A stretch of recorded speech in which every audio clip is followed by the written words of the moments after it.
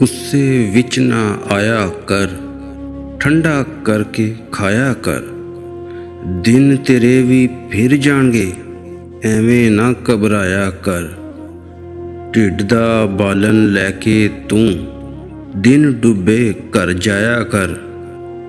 प्यार दे ऐसे बूटे ला, सारे पिंड ते साया कर।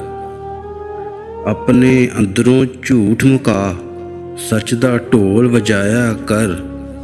रुखी सुखी खाके तू सजदे विच टुर जाया कर। मन दे अंदर झाड़ू दे, अंदरों बाहर सफाया कर।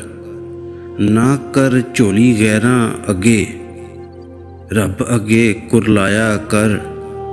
गुस्से विच ना आया कर, ठंडा करके खाया कर।